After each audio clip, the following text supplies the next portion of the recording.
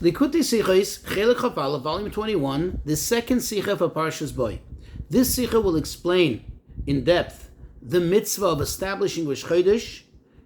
First of all, why this is so fundamental, and secondly, how it gets expressed in the observance of Torah mitzvahs of each and every Yid.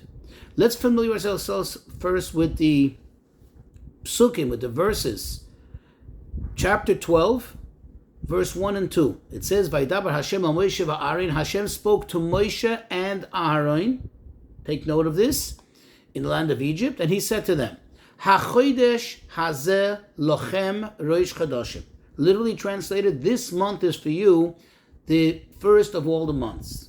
However, this we know means, HaChodesh hazeh lochem means that it's up to you to establish the Chodesh, to make Rosh Chodesh.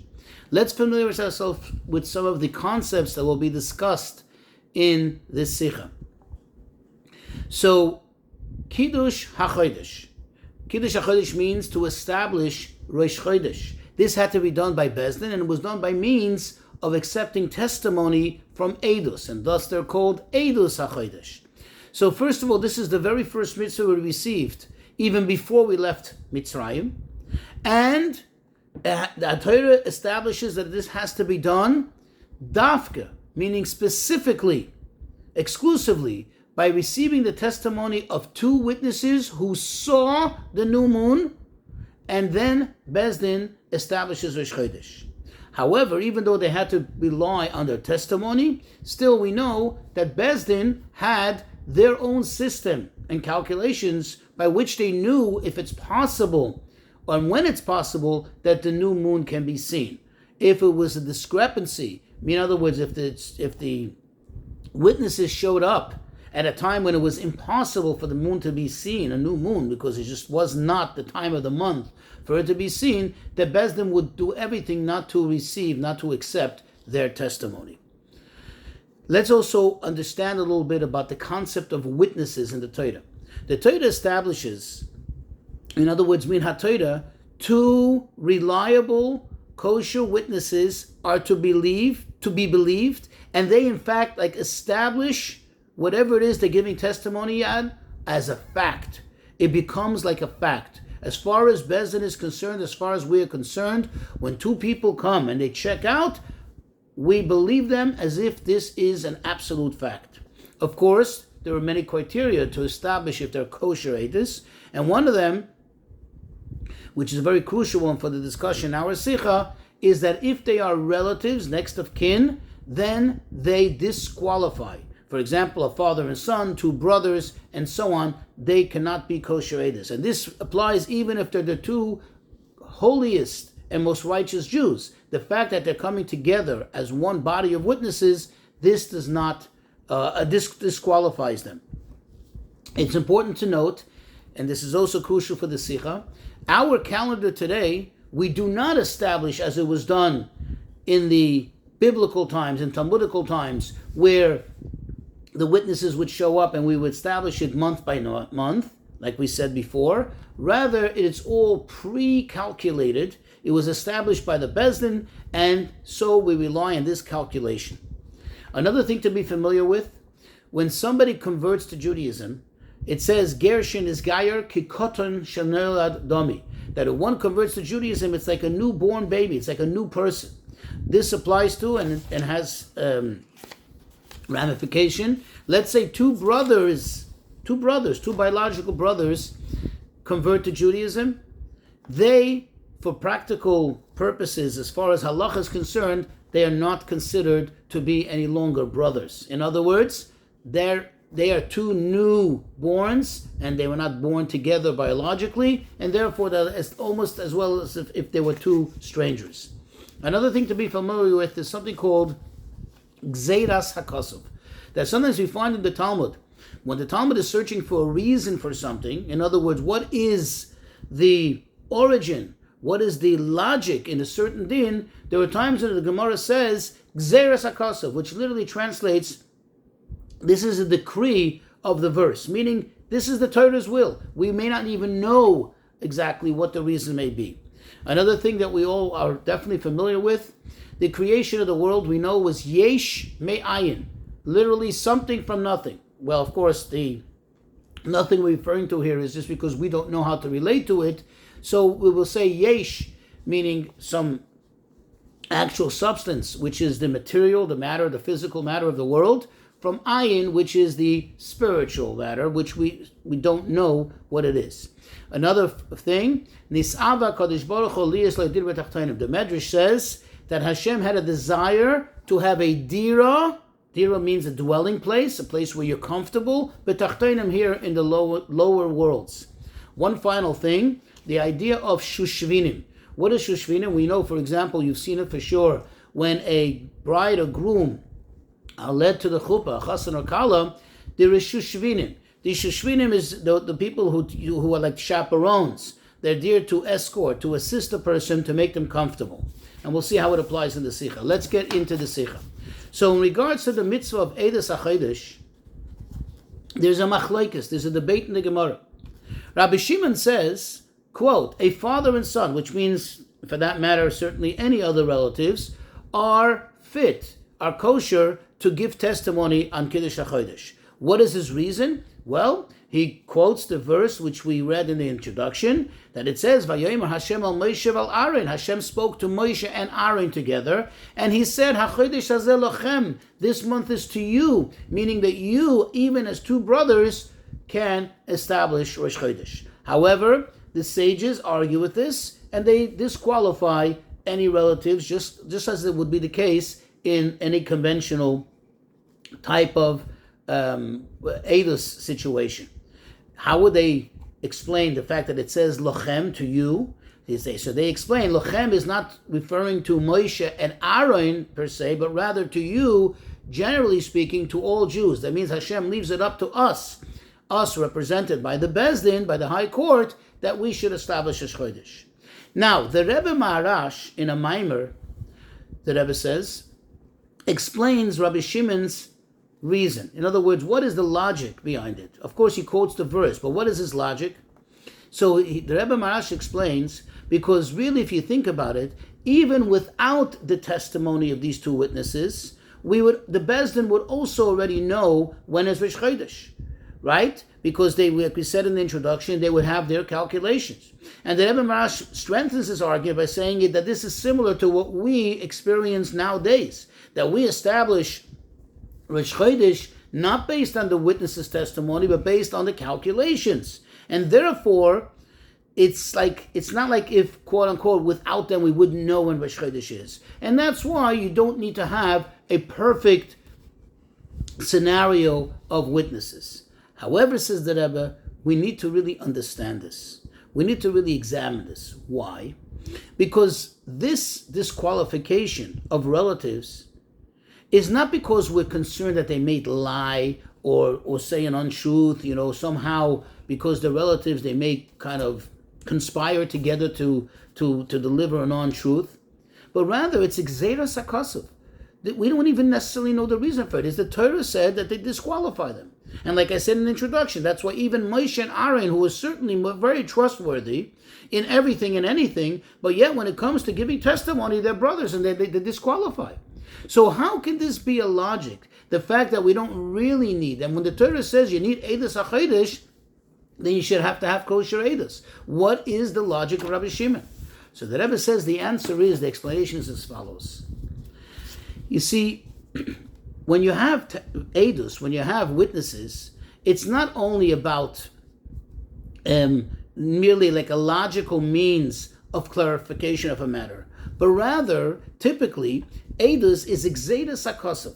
It's almost like a decree of Hashem that when there is Eidos, it's almost like a statute that the Eidim actually determine or establish the matter.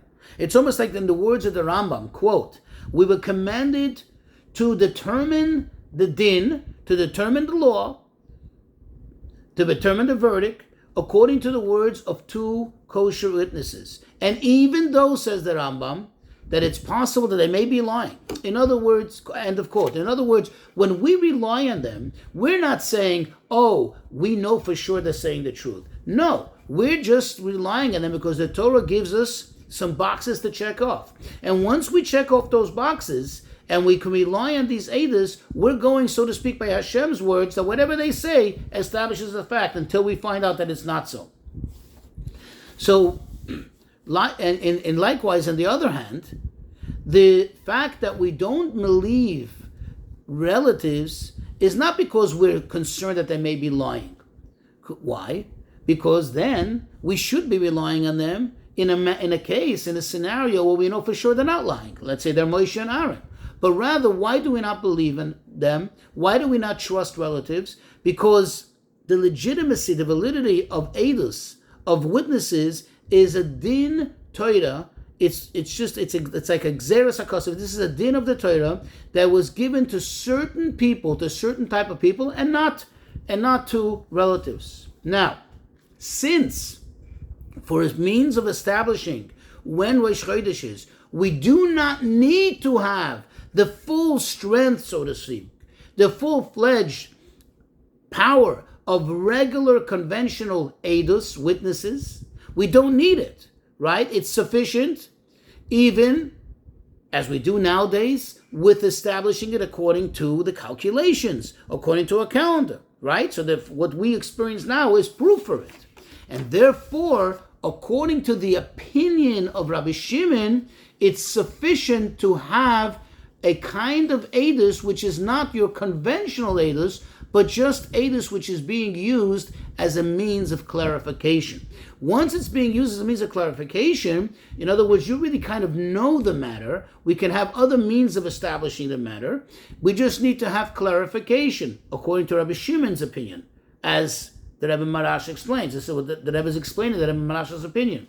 And therefore, it's sufficient to do it even with edus that typically would not qualify for the din of edus. But in this case, Moshe and Aaron, you're just using them as clarification. And therefore he holds that relatives are kosher. This explanation also helps us understand the proof that he brings. What is the proof that he brings? He brings the proof from the pasuk. He brings the proof from the verse that Hashem spoke to Moshe and Aaron.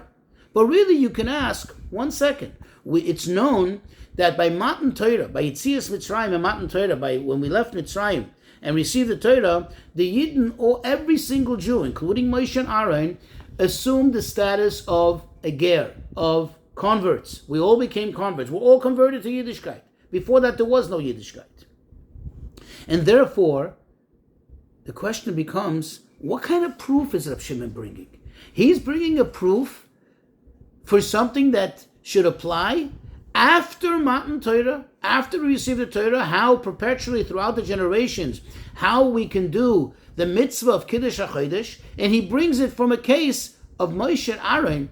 Moshe and Aaron now are no longer brothers as far as halacha is concerned. If we all enter the status of Gerim, then they're not brothers anymore. So what kind of proof is he bringing from this verse? Rather, according to what we explained, we can understand and appreciate his proof. See, the fact that brothers typically cannot serve as witnesses, this is a din. This is like a statute. This is a technical problem in the laws of edus. However, when dealing with a type of testimony which only requires a clarification, it doesn't require the full-fledged power of edus in order to establish something, like in our case where we already have the calculations, then the gerus does not undo their brotherhood. Think about it. The fact that Eidim are not, the fact that brothers are not kosher for edus, we said, is a din in the Torah. Meaning that because they're brothers, not because we don't trust them, because remember, Moshe and Aaron, we would trust them 100%. But because they're brothers, therefore we disqualify the edus. That's what the Torah says. But that is when you need edus. Here we don't really need edus. We just need a birur. We need a clarification. For that, I don't think there's anybody that wouldn't trust Moshe and Aaron. But the fact is, as far as the brotherhood is concerned, even though they converted and now they have the din of no longer being brothers, But we all understand that since they were indeed brothers, that closeness and therefore that ability to conspire together still exists. So that's where Rab Shimon's proof is. The fact that, notwithstanding the fact that they are brothers for this purpose, and yet the Torah said, "Achodesh hazeh lochem," to you, therefore, meaning following his opinion, therefore from here we can learn that also relatives are sufficient for Eidos HaChodesh. In short, Rabbi Shimon's opinion stems from the fact that he holds that technically speaking we don't really need the witnesses. The fact that the Torah required witnesses is because we need to be mevarer. And in order to be mevarer, in order to clarify, to serve an extra means of clarification, it's sufficient, it's enough to have even relatives, so long that you know that they're not prone to lie. However, the halacha is, of course, according to the Chachamim, according to the majority opinion, the sages, that relatives are indeed disqualified for Eidos HaChodesh. Now, of course, how do we explain their position? From the fact that the Torah requires actual, factual testimony from Eidei Re'iyah, from Eidim who actually saw the moon, right?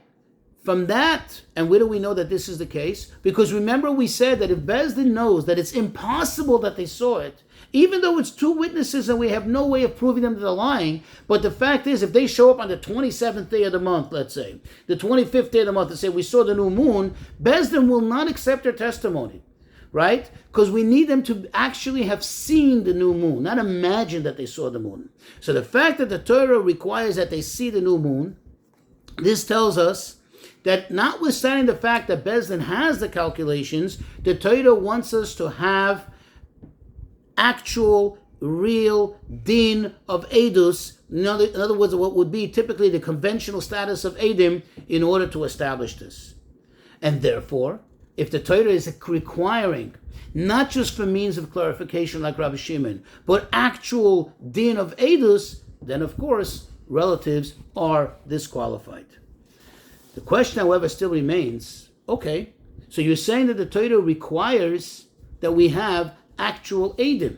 Well, if that's the case, why then is there any consideration of the calculation? In other words, typically when you have Eidus, you rely 100% exclusively on the Eidim.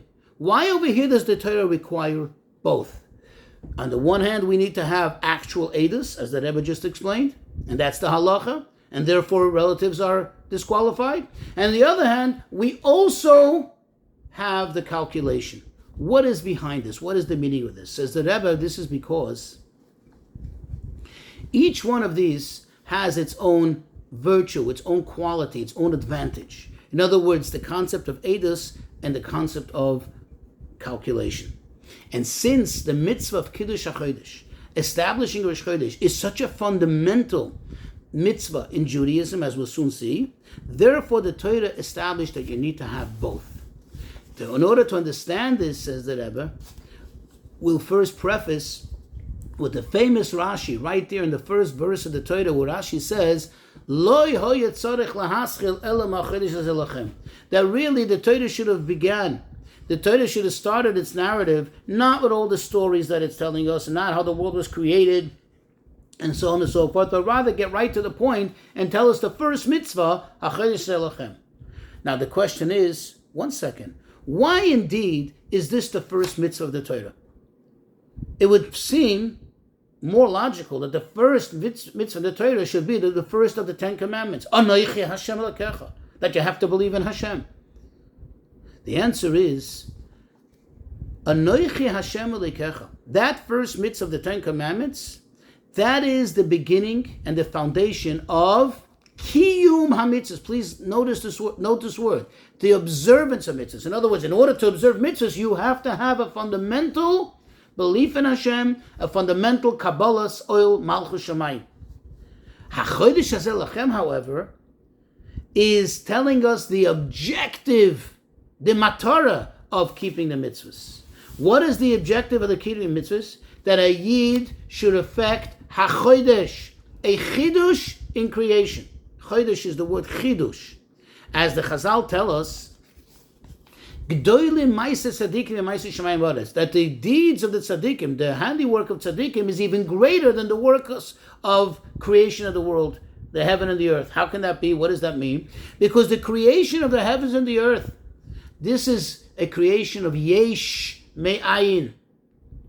However, what the tzaddikim do is they take the yesh and they turn it back to the ayin, to the spirit. And that's why it's greater.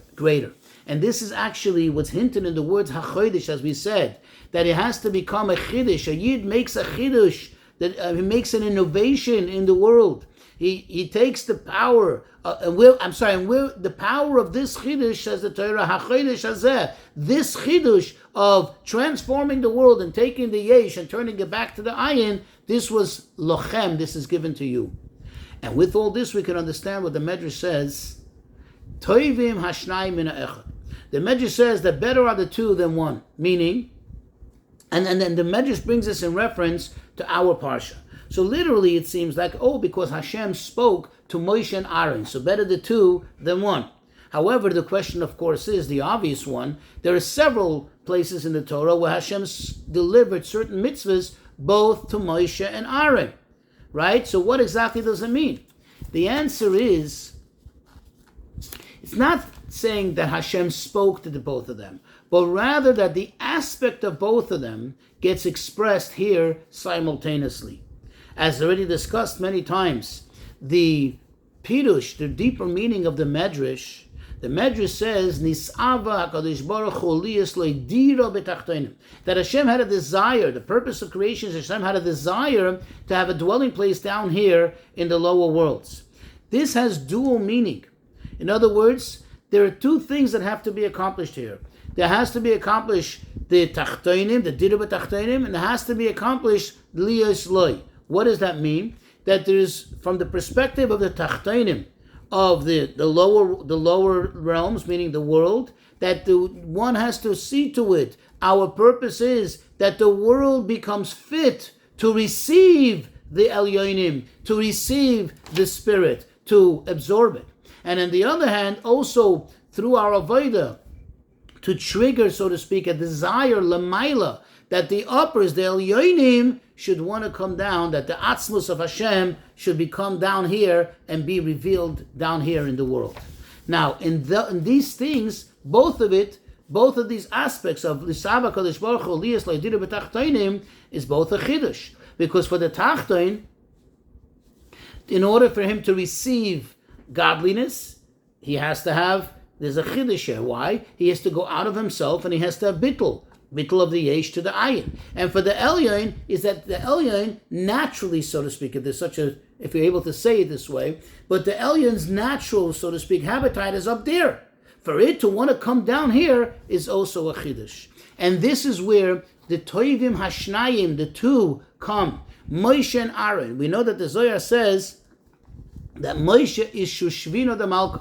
Moshe is like the Shushvinim, the baglater, like we said before, like by a groom, by a chassan. He is the escort, the chaperone for the melech, the king, meaning he's the one that brings the elyon to the tachtoin, and Aaron is considered Shushvina de Matronisa, the Shushvinim, so to speak, of the bride of the queen, which represents us, Knesset Yisrael, and he is bringing the tachtoin to the elyon. And since over here we're talking about not the fundamental approach to doing mitzvahs, but actually the matara, the whole purpose of doing mitzvahs, that's why it's expressed, and that's why this mitzvah was said to Moshe and Aaron, because Moshe and Aaron both represent the dual meaning, the dual purpose, the dual objective in Nisava Kadosh Baruch Hu Liyas Le'Dira B'Tachtonim, why he gave us mitzvahs in the first place. So just like a chodesh expresses the effect of Torah mitzvahs in the world, it also, in other words, collectively in the world, as we just explained, it also brings out the effect that it has on the Yid himself. You see, we, the Yidden, are compared to the moon.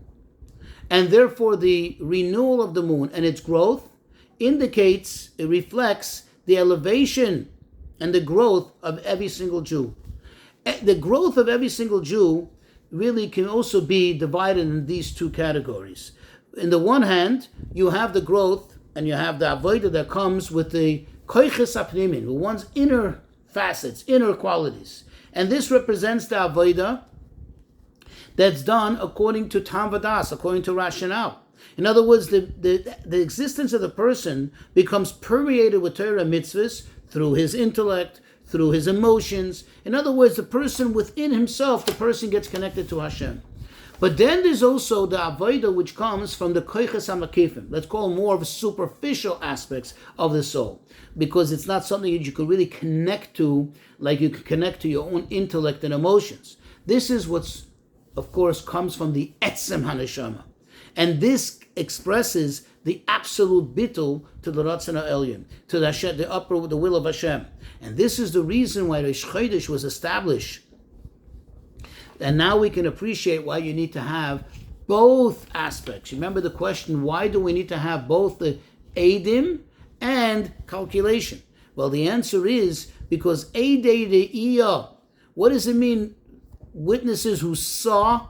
What is the idea of seeing? What is the concept of seeing? Seeing is l'mayla min havana v'hasaga. Seeing goes beyond comprehension and understanding. Because you can see something, know it as a fact, there's no doubt in your mind because you saw it, you cannot unsee it, but you don't understand it. In other words, in a way, it's like connects to the idea of koiches hamakifim. It's something superficial because you cannot explain it, you cannot rationalize it, you cannot understand it, but you know it as a fact. It's there. It's like the connection to the etzem and neshama. And then there is the other aspect, as we said, cheshbon, having the calculation. Calculating things, of course, this is already understanding and comprehension, and this brings out in sum total, since our objective and the objective of the creation of the world is to have hachodesh hazelachem, to bring a chiddush in creation. This chiddush has to be done in the dual manner, both with the koiches apnimim and the koiches hamakifim. Koiches apnimim is the cheshbon, is the calculation, so to speak, where everything makes sense, things add up, and koiches hamakifim, this is the etzem haneshama, this is the idea of eidei re'iyah, of just the Adam who saw it, and it's a din in the Torah without necessarily being able to fully understand it.